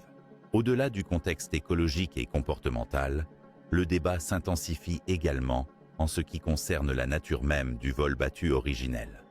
Les spécialistes s'interrogent sur la manière dont les mouvements d'ailes ont évolué, d'une phase de battement désordonné, de faibles amplitudes, vers un vol battu puissant et contrôlé, efficace pour s'envoler et se maintenir dans les airs. Des études biomécaniques, tant sur fossiles que sur animaux vivants, tentent de reconstituer les contraintes musculaires et aérodynamiques, envisageant notamment le rôle du sternum, de la ceinture scapulaire, des muscles pectoraux et des articulations du poignet et du doigt. L'exemple emblématique d'Archaeopteryx illustre cette difficulté. Ses capacités de vol limitées évoquent un stade avant que le vol battu ne soit parfaitement maîtrisé, ce qui appuie l'idée d'une évolution graduelle et expérimentale. Par ailleurs, certains théropodes à plumes récemment découverts montrent une complexification progressive des plumes des ailes et une transformation du squelette, renforçant l'idée d'une évolution du vol sur plusieurs millions d'années, au gré d'expérimentations fonctionnelles complexes. Enfin, la reconstruction chronologique des fossiles ne soutient pas l'idée d'une apparition brutale du vol, mais plutôt d'une succession d'étapes évolutives entremêlant innovations morphologiques, changements comportementaux et adaptations écologiques. Cette évolution graduelle traduit un continuum entre locomotion terrestre, glissée aéroportée et vol véritable, mettant en lumière la richesse et la plasticité de la nature face aux défis de la survie. Ainsi, la question de l'apparition du vol chez les dinosaures à plumes demeure un sujet de débat dynamique et stimulant, témoignant de la complexité des processus évolutifs. Ce débat enrichit notre compréhension non seulement des origines de l'aviation biologique, mais aussi des interactions étroites entre anatomie, comportement et environnement dans l'histoire de la vie sur Terre. Dans la tranche suivante, nous approfondirons l'analyse morphologique des membres antérieurs et de la queue, élément clé pour mieux saisir comment la structure corporelle des dinosaures à plumes a contribué à cette extraordinaire transition vers le vol. Abordons maintenant l'analyse morphologique des membres antérieurs et de la queue, deux éléments essentiels pour comprendre la transition des dinosaures à plumes vers les oiseaux et leur capacité progressive à voler. Ces structures anatomiques portent les indices cruciaux des adaptations fonctionnelles qui ont permis l'émergence d'un véritable vol battu et révèlent comment des changements évolutifs précis ont façonné la locomotion aérienne. Les membres antérieurs chez les dinosaures théropodes à plumes présentent une diversité remarquable, reflet de leurs adaptations variées. Chez les premiers théropodes, les bras étaient utilisés principalement pour la capture de proies ou d'autres tâches manuelles, avec des griffes acérées et une forte mobilité. Mais au fil de l'évolution, surtout chez les paraviens, on observe une transformation progressive de ces membres vers une forme mieux adaptée au vol. Le raccourcissement relatif des doigts et l'allongement de l'avant-bras sont des tendances générales importantes. Ces modifications favorisent la mise en place d'ailes efficaces. Par exemple, chez Archaeopteryx, les doigts restent encore bien visibles et munis de griffes, témoignant d'un état primitif. Mais l'avant-bras est allongé, portant des plumes pennées asymétriques qui optimisent la portance. Les changements s'accompagnent également d'une modification de l'articulation du poignet, qui devient plus flexible et permet des mouvements de rotation sophistiqués. Cette mobilité accrue est nécessaire pour le battement contrôlé des ailes, essentiel au vol actif. L'évolution de la ceinture scapulaire, avec un renforcement du coracoïde et une bréchet encore modeste, mais en cours de développement, illustre la préparation progressive à l'attachement de muscles pectoraux puissants, moteurs du vol. En parallèle, la queue joue un rôle tout aussi crucial dans l'équilibre et la manœuvrabilité. Alors que les dinosaures théropodes primitifs possèdent une longue queue osseuse rigides, les ancêtres des oiseaux développent une réduction progressive de la longueur de la queue et l'apparition de l'apigostyle, une structure osseuse courte et renforcée vers laquelle convergent les plumes caudales. Cette transformation permet une meilleure gestion de la stabilité en vol. La queue devient un gouvernail aérodynamique, capable de moduler la direction et d'offrir un contrôle précis lors des manœuvres aériennes. Chez Archaeopteryx, la queue est encore longue, mais suffisamment flexible pour jouer ce rôle, ce qui montre la nature transitionnelle de ce fossile. Toutefois, la réduction de la queue contribue aussi à alléger la masse postérieure, équilibrant le corps et facilitant l'action des ailes. Cette optimisation du centre de gravité est primordiale pour un vol efficace et stable. La structure des plumes sur la queue et les membres antérieurs est intimement liée à cette évolution. Les plumes asymétriques favorisent la portance et la maniabilité, tandis que la densité et la disposition optimisent l'aérodynamisme. De nombreux petits théropodes à plumes présentaient ainsi un éventail caudal hautement spécialisé, contrôlant la traînée et soutenant le vol plané ou battu. Enfin, il est important de souligner les interactions fonctionnelles entre membres antérieurs et queue. Ensemble, ils forment un système intégré, coordonné par des adaptations neurologiques, permettant un contrôle sensorimoteur précis durant le vol. Cette coordination complexe marque une étape majeure dans l'histoire de l'évolution des oiseaux. En somme, l'analyse morphologique des membres antérieurs et de la queue révèle une série d'adaptations progressives, préparant le chemin vers le vol efficace. Ces transformations anatomiques illustrent parfaitement comment de simples structures de préhension ont évolué pour devenir des surfaces portantes complexes, et comment la queue, d'un rôle principalement équilibrateur au sol, est devenue un outil aérodynamique sophistiqué. Dans la séquence suivante, nous retracerons les étapes clés de la transition des dinosaures vers les oiseaux, synthétisant ces adaptations morphologiques et fonctionnelles dans le contexte global de cette conquête spectaculaire des airs. La transition des dinosaures vers les oiseaux modernes constitue une transformation majeure dans l'histoire de la vie. Un vaste processus évolutif jalonné d'étapes clés qui ont permis à des créatures terrestres à plumes de conquérir les airs. Cette transition progressive ne fut ni un saut brutal, ni une révolution soudaine, mais plutôt un cheminement complexe mêlant innovation morphologique, adaptation comportementale et écologique, ainsi qu'une sélection naturelle rigoureuse. Tout commence avec les petits théropodes du Jurassique, déjà munis de protoplumes, ces filaments simples favorisant la thermorégulation. Ces premières plumes constituaient une base essentielle, leur conférant un avantage évolutif en termes de maintien thermique, mais elles n'étaient pas encore utilisées pour la locomotion aérienne. Parallèlement, les membres antérieurs, encore plutôt adaptés à la capture et à la manipulation, commençaient à s'allonger à mesure que certains groupes expérimentaient de nouvelles capacités. Le passage suivant est marqué par le développement de plumes plus complexes, notamment les plumes pennées, dotées de rachis et de barbes, offrant une surface aérodynamique. Ces structures apparaissent chez divers groupes de petits théropodes, à l'image de Caudipteryx ou Microraptor. Ce dernier, avec ses 4 ailes, illustre une étape intermédiaire, capable sans doute de glisser ou de planer entre les arbres. Cette phase reflète une diversification fonctionnelle des plumes, ici utilisée pour le contrôle du mouvement dans l'air, mais pas encore pour un vol battu aussi efficace que celui des oiseaux modernes. Une autre évolution essentielle concerne le squelette. Les transformations de la ceinture scapulaire, le renforcement du sternum, avec le développement du bréchet, l'allongement de l'avant-bras et la modification des articulations du poignet améliorent la puissance musculaire et la maniabilité des ailes.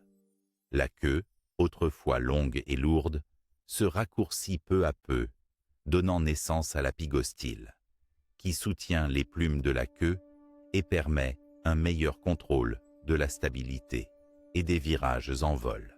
L'exemple privilégié d'Archaeopteryx nous offre une illustration vivante de cette étape transitoire. Ses caractéristiques mixtes, mêlant traits reptiliens et aviens, démontrent un primordial vol actif limité, sans doute une combinaison entre capacité au sol et premiers battements aériens. Ce fossile incarne l'étape entre la glissade arboricole des ancêtres et le vol battu plus sophistiqué. Au fur et à mesure que l'évolution progresse vers le Crétacé supérieur, on observe l'émergence de groupes de oiseaux encore plus spécialisés, avec des capacités de vol améliorées, une meilleure ossification légère, une réduction des doigts et des plumages adaptés aux performances aérodynamiques. Ces innovations entraînent la diversification rapide des oiseaux, ouvrant la voie à l'incroyable variété que nous connaissons aujourd'hui. Cette transition ne se limite pas à des innovations physiques. Elle implique aussi des changements comportementaux majeurs, notamment dans les stratégies alimentaires et la reproduction, favorisant des modes de vie arboricoles, niches écologiques et comportements sociaux complexes, facilitant la survie. En somme, la conquête des airs par les descendants des dinosaures à plumes est une histoire graduelle et progressive, où chaque innovation, du simple filament isolant au vol battu parfait, joue un rôle indispensable. Ce processus révèle l'incroyable capacité d'adaptation de la vie face aux défis de son environnement, illustrant l'ingéniosité de l'évolution naturelle. Dans la prochaine partie, nous étudierons la radiation évolutive et la diversification des oiseaux, depuis ces dinosaures à plumes jusqu'à la richesse actuelle des espèces, dans un continuum qui témoigne de cet extraordinaire héritage. Après avoir suivi les étapes clés qui ont conduit les dinosaures à plumes à s'envoler, il est essentiel de comprendre comment, à partir de ces formes originelles, les oiseaux ont connu une radiation évolutive et une diversification remarquable depuis le Mésozoïque jusqu'au Cénozoïque. Cette phase marque l'éclosion d'une extraordinaire diversité d'espèces, de formes, de comportements et d'adaptations écologiques qui ont façonné le panorama actuel des oiseaux. Le Mésozoïque, en particulier à partir du Jurassique supérieur et tout au long du Crétacé, est le théâtre d'une première diversification des oiseaux primitifs, parfois appelés oiseaux mésosauriens. Ces formes, encore très proches de leurs ancêtres théropodes, étaient souvent de petite taille, avec des adaptations progressives au vol, mais également capables de modes de vie variés tels que la chasse au sol, le fouissage ou la nage. Leur évolution est marquée par la spécialisation des plumes, l'adaptation du squelette pour un vol efficace, et la diversification des becs et des pattes, selon les niches écologiques exploitées. Toutefois, cette radiation est limitée par la compétition avec les dinosaures non aviens de grande taille et d'autres vertébrés, ainsi que par les conditions écologiques spécifiques à l'époque. La grande extinction du Crétacé, il y a environ 66 millions d'années, bouleversa de manière radicale les écosystèmes terrestres et fut déterminante pour l'avenir des oiseaux. Avec la disparition des grands dinosaures non aviens, le Cénozoïque, également appelé l'ère des mammifères et des oiseaux, voit une explosion de la diversité aviaire. Ce phénomène de radiation adaptative permit aux oiseaux de s'épanouir dans une multitude d'habitats, des forêts tropicales au désert, des montagnes aux zones côtières. Les formes deviennent plus variées, incluant aussi bien des oiseaux aquatiques, terrestres, rapaces, granivores, nectarivores et bien d'autres. Cette diversification est soutenue par diverses innovations évolutives, telles qu'une amélioration des capacités cognitives et sensorielles, des comportements sociaux complexes, des stratégies de reproduction sophistiquées et une diversification du plumage, qui joue un rôle dans la communication, la thermorégulation et la protection. Les évolutions morphologiques, notamment dans la forme du bec, la structure des pattes et la taille, démontrent également l'adaptation à des niches écologiques très variées. Il est important de souligner que la radiation évolutive des oiseaux au Cénozoïque s'accompagne d'une dynamique complexe influencée par des facteurs climatiques, géographiques et environnementaux. Les déplacements continentaux, les changements climatiques et l'émergence de nouveaux habitats ont constamment redéfini les pressions sélectives, offrant des opportunités, mais aussi des défis aux populations émergentes. L'étude des fossiles mésosauriens et cénozoïques, combinée aux recherches génétiques actuelles, révèle que cette diversification ne fut pas linéaire, mais caractérisée par des épisodes d'extinction, de radiation rapide et d'extinction localisée, dessinent un tableau en perpétuelle évolution. Ainsi, la radiation évolutive depuis l'origine des oiseaux mésosauriens jusqu'à la multitude des espèces contemporaines est une illustration exemplaire de la puissance de l'évolution adaptative. Elle souligne comment une innovation majeure, telle que l'apparition des plumes et du vol, peut favoriser une diversification spectaculaire, permettant à un groupe de conquérir tous les milieux terrestres et terrestres aquatiques.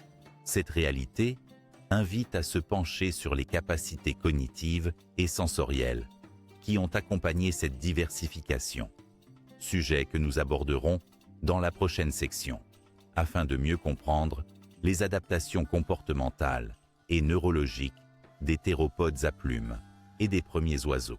Explorer les capacités cognitives et sensorielles des théropodes à plumes, c'est ouvrir un chapitre passionnant qui éclaire non seulement leur biologie, mais aussi les fondements intellectuels et perceptuels qui ont pu accompagner la transition vers les oiseaux modernes. Même si ces animaux ont disparu depuis des millions d'années, les fossiles, et surtout les impressions cérébrales fossilisées, permettent d'entrevoir leur potentiel neurologique et leurs compétences sensorielles. Tout d'abord, l'étude du cerveau de ces dinosaures repose sur l'examen des endocastes, des moulages naturels ou artificiels du cerveau fossile, souvent obtenus à partir des cavités osseuses de leur crâne. Ces endocastes permettent de visualiser la forme générale, la taille et la complexité relative de différentes régions cérébrales.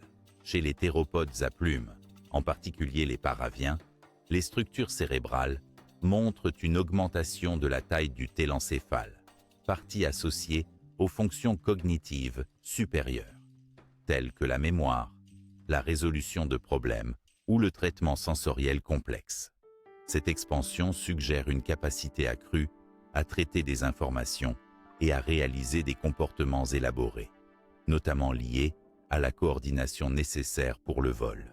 Par ailleurs, les lobes optiques, responsables de la vision, sont particulièrement bien développés chez ces dinosaures.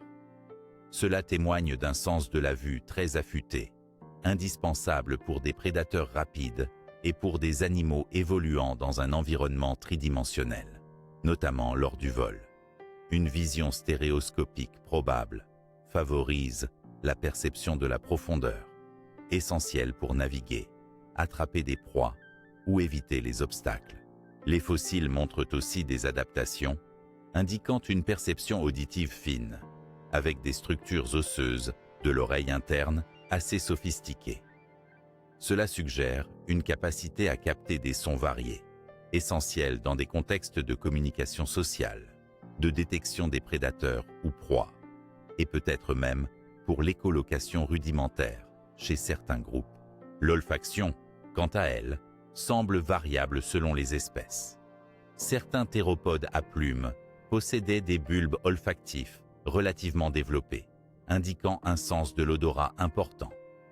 Pour d'autres, ce sens était moins proéminent, ce qui reflète probablement leur mode de vie et leur niche écologique. D'autre part, l'intégration des informations sensorielles repose sur un cerveau doté d'une certaine complexité neuroanatomique, avec une augmentation probable de la connectivité neuronale et de la plasticité cérébrale. Ceci permettait des comportements sociaux plus élaborés, l'apprentissage et la flexibilité nécessaires pour des activités complexes telles que la chasse coordonnée, la protection du territoire ou la parade nuptiale. La coordination motrice est également un aspect clé. Voler implique une synchronisation parfaite entre les signaux nerveux, les mouvements musculaires et les réponses sensorielles. Les régions cérébrales liées à la motricité fine, notamment dans les membres antérieurs, sont bien développées chez ces théropodes à plumes, signe de cette adaptation cruciale. Enfin, les données paléontologiques couplées aux études comparatives avec les oiseaux modernes et les reptiles actuels permettent d'imaginer un spectre cognitif plus large que ce que l'on supposait auparavant. Certains petits théropodes à plumes auraient possédé des capacités d'attention soutenues, de mémoire, d'apprentissage associatif, voire de comportements sociaux sophistiqués, comme le suggèrent les interprétations des traces fossiles liées au regroupement ou aux soins parentaux. En somme, l'étude des capacités cognitives et sensorielles des théropodes à plumes révèle un groupe d'animaux non seulement physiquement adaptés pour le vol et des modes de vie diversifiés, mais également dotés d'un bagage neurologique favorisant des stratégies comportementales avancées. Cette compréhension ouvre la voie à une réflexion sur les liens entre capacité cérébrale, évolution du comportement social et innovation morphologique, qui seront approfondies dans les sections suivantes.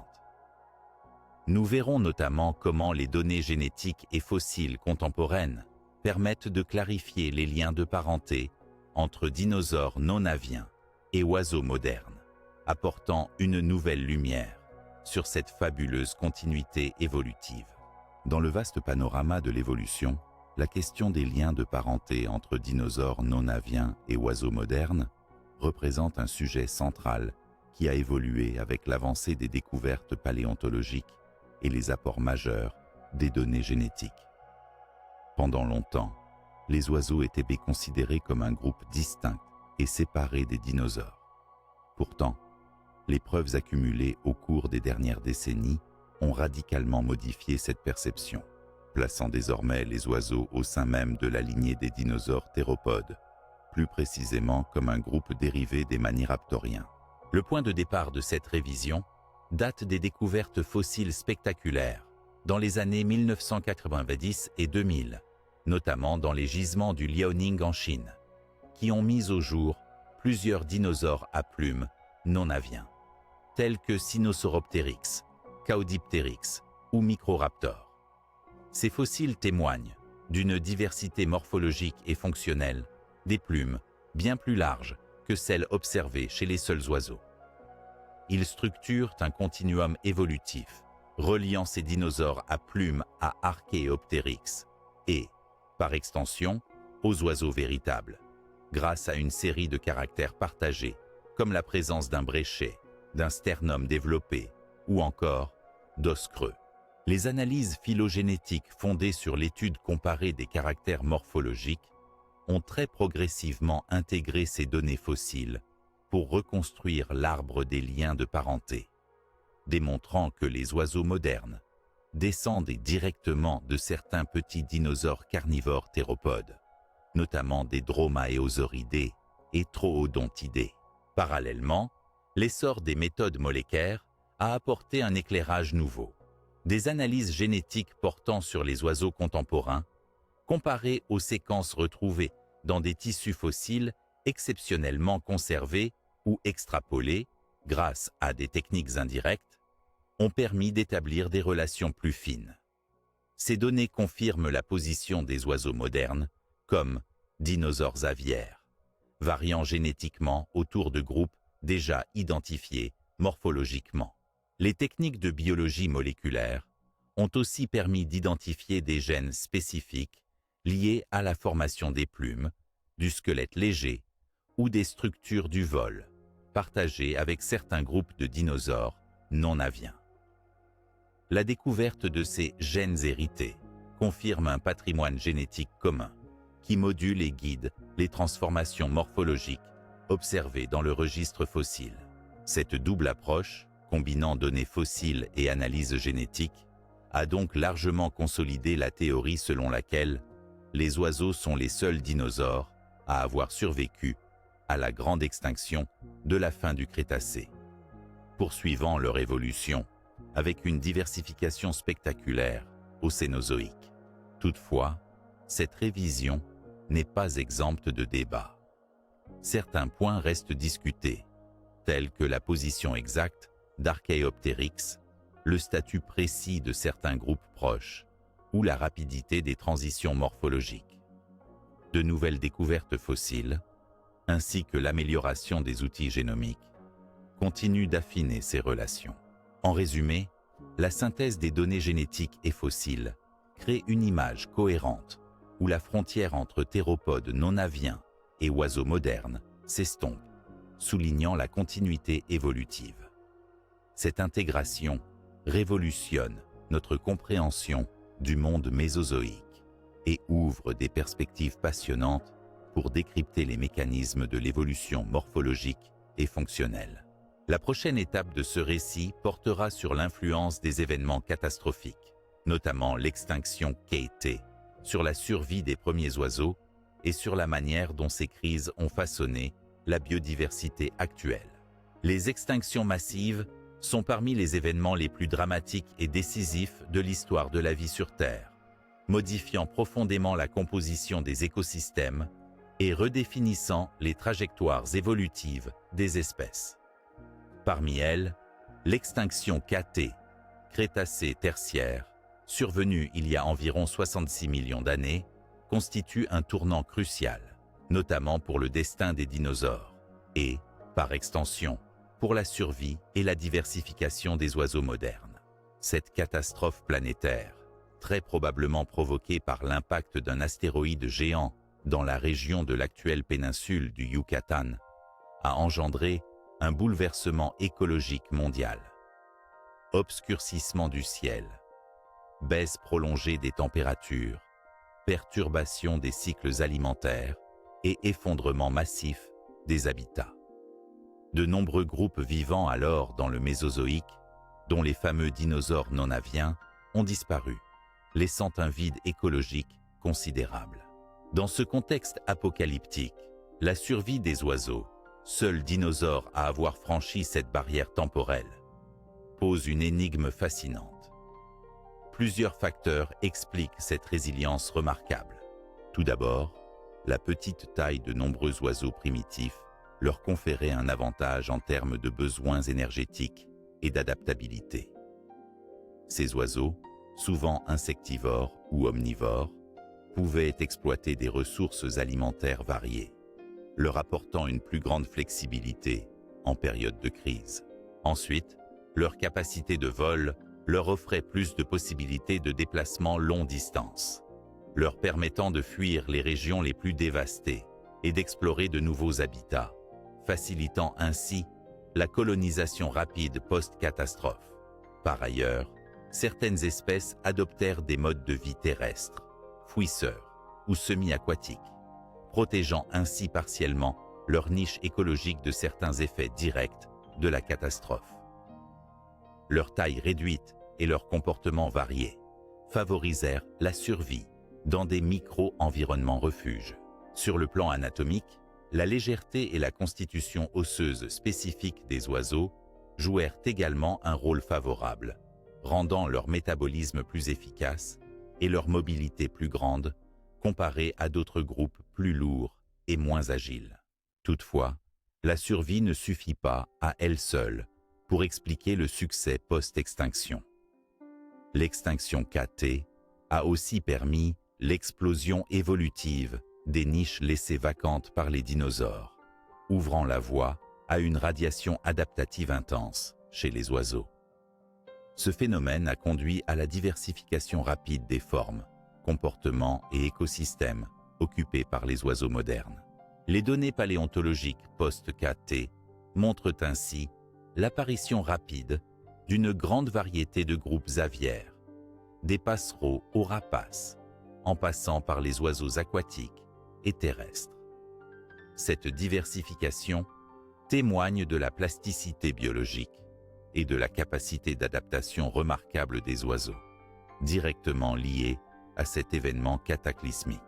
En somme, l'extinction KT représente à la fois une fin et un commencement, la disparition d'une domination ancienne et l'émergence d'une nouvelle ère dominée par les mammifères et les oiseaux. La capacité des oiseaux à survivre et à se diversifier dans ce nouveau monde souligne leur extraordinaire potentiel évolutif, consolidant leur place parmi les groupes les plus réussis de la faune terrestre. La découverte et l'étude de ces mécanismes ouvrent désormais de nouvelles perspectives quant à l'impact des catastrophes biologiques sur la biodiversité actuelle et future, un sujet que nous approfondirons dans notre dernière section, consacrée aux synthèses et perspectives de la recherche sur l'évolution des plumes et du vol chez les oiseaux. Les oiseaux modernes, ces créatures aériennes si familières dans nos cieux, conservent en réalité de nombreux traits hérités de leurs ancêtres dinosaures, ces caractères dinosauriens qui témoignent d'une histoire évolutive fascinante. Loin d'être de simples descendants lointains, les oiseaux incarnent la poursuite et la transformation de caractéristiques morphologiques, physiologiques et comportementales qui puisent leurs racines dans le règne des théropodes à plumes du Mésozoïque. Sur le plan squelettique, plusieurs éléments tracent clairement ce lien profond. Par exemple, la structure des os creux et légers, typique des oiseaux, est un héritage direct des dinosaures théropodes, une adaptation qui allège la masse corporelle tout en conservant la solidité nécessaire pour le vol. De plus, la configuration des membres, notamment l'allongement prononcé de l'avant-bras et la fusion des os des poignets, formant une palette alaire, est directement liée à ces ancêtres dinosaures qui ont vu dans le raccourcissement et la consolidation de ces structures un avantage évolutif crucial. La colonne vertébrale des oiseaux, malgré son adaptation au vol, conserve aussi des caractéristiques dinosauriennes, avec une série de vertèbres cervicales très mobiles, permettant une grande amplitude de mouvement de la tête, essentielle pour la vigilance et la coordination. La présence d'une pygostyle, une structure osseuse résultant de la fusion des vertèbres caudales, marque l'évolution vers la queue courte mais puissante, permettant le contrôle du plumage de la queue, alors que le reste du squelette gradualise la réduction de la queue longue des dinosaures. Au niveau du plumage, l'héritage est encore plus manifeste. Les oiseaux modernes n'ont pas seulement conservé les plumes pennées asymétriques indispensables au vol. Ils possèdent également différents types de plumes, duvet, contour, rémige, rectrice, qui trouvent leur origine dans la diversité des plumes observées chez les dinosaures à plumes fossilisées. La structure complexe des plumes modernes, avec son rachis rigide, ses barbes et barbules crochetées, est le résultat d'une évolution continue de ces premières innovations. Cette continuité touche également aux motifs, aux couleurs et aux fonctions sociales du plumage. Les plumes n'ont jamais cessé d'être utilisées pour la thermorégulation, mais aussi pour la communication visuelle, la séduction, le camouflage ou encore la protection, tout comme chez leurs ancêtres. Chez certaines espèces actuelles, on observe des comportements de parade nuptiale et d'affichage très élaborés, un clin d'œil direct aux premières interactions sociales complexes développées par les dinosaures à plumes. D'un point de vue comportemental, les oiseaux modernes conservent des traits qui évoquent ces frères disparus. La chasse, la territorialité, des modes de reproduction élaborés, souvent avec soins parentaux, et même certains comportements sociaux sophistiqués reflètent cette continuité évolutive. Par exemple, la présence de vocalisation complexe et la capacité d'apprentissage mimétique dans plusieurs espèces rappellent les capacités cognitives croissantes identifiées chez certains petits théropodes à plumes. Enfin, Certaines particularités anatomiques anciennes persistent, comme la présence d'un claviculaire fusionné en furcula, la paille, fourchette, qui joue un rôle fondamental dans la mécanique du vol, mais également dans la résistance et la flexibilité de la ceinture pectorale, un caractère commun avec les dinosaures théropodes non aviens. Cette persistance des caractères dinosauriens chez les oiseaux modernes est ainsi le signe d'une évolution, non pas de rupture brutale, mais de transformation progressive où la continuité domine. Elle révèle comment une innovation majeure, comme le vol, s'est construite sur des bases anciennes, s'imbriquant avec des fonctions héritées et adaptées. Ainsi, les oiseaux d'aujourd'hui sont bien plus que des êtres magnifiques capables de voler. Ils sont les témoins vivants de la grandeur des dinosaures, continuant leur histoire millénaire sous une nouvelle forme, assurant la permanence d'un héritage impressionnant qui mêle anciennes traditions et adaptations innovantes. Cette compréhension profonde de leur origine et de leur évolution nous conduit naturellement à envisager, dans une dernière étape, la synthèse des avancées récentes et les questions encore ouvertes, afin de saisir pleinement l'impact des découvertes paléontologiques et moléculaires sur notre connaissance de l'évolution des plumes et du vol. Au terme de ce long voyage à travers l'histoire fascinante des dinosaures à plumes et de la naissance du vol, il est temps de faire une synthèse des avancées majeures récentes qui ont profondément transformé notre compréhension de ces phénomènes, tout en ouvrant de nombreuses questions encore ouvertes qui stimulent la recherche contemporaine. Les découvertes paléontologiques des dernières décennies, en particulier dans les formations du Liaoning, ont fourni une série d'archives fossiles d'une précision et d'une richesse exceptionnelles. Ces fossiles ont confirmé l'existence d'un grand nombre de dinosaures non aviens, munis de plumes, montrant une diversité morphologique importante, allant des structures filamenteuses rudimentaires aux plumes pennées complexes, annonciatrices du vol. Cette ample collection a transformé notre vision des dinosaures, les rapprochant intimement des oiseaux, et a fait basculer l'idée que les plumes étaient une invention propre aux oiseaux. Parallèlement, les progrès en biologie moléculaire et en génétique ont permis d'identifier les bases génétiques et développementales de la formation des plumes. La découverte des gènes contrôlant la morphogenèse des structures épidermiques et leur modulation temporelle et spatiale a valu un bouleversement dans la compréhension de l'évolution des plumes, révélant que de nombreuses innovations sont le fruit de modifications subtiles mais puissantes de l'expression génétique. Quant à l'apparition du vol, le débat entre les théories arboricoles et cursoriales reste ouvert mais enrichi par des données anatomiques, biomécaniques et écologiques inédites. Il apparaît de plus en plus évident que le vol est le résultat d'une longue série d'expérimentations évolutives, au sein d'un continuum graduel, où la diversité des comportements locomoteurs, du planeur acrobatique au coureur battant des ailes, joue un rôle clé. Ces avancées ont également mis en lumière la multifonctionnalité des plumes, thermorégulation, affichage social, camouflage, puis locomotion aérienne. Elles s'inscrivent dans une dynamique évolutive complexe, où la sélection naturelle agit sur plusieurs niveaux: chimique, brute forme, fonction physiologique et comportementale. En dépit de ces progrès, plusieurs questions demeurent ouvertes, offrant un terrain fertile à la recherche. Parmi elles, la compréhension fine des mécanismes moléculaires sous-jacents à la diversification des types de plumes, ainsi que l'évolution précise de la pigmentation et ses implications écologiques restent partiellement élucidées.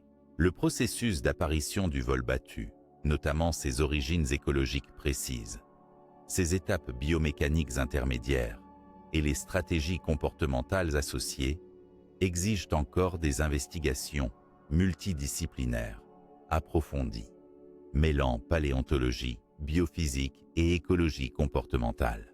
De plus, La continuité et la distinction entre dinosaures non aviens et premiers oiseaux posent des défis taxonomiques et phylogénétiques, d'autant que certaines espèces fossiles affichent des caractères mosaïques, rendant leur position évolutive difficile à trancher.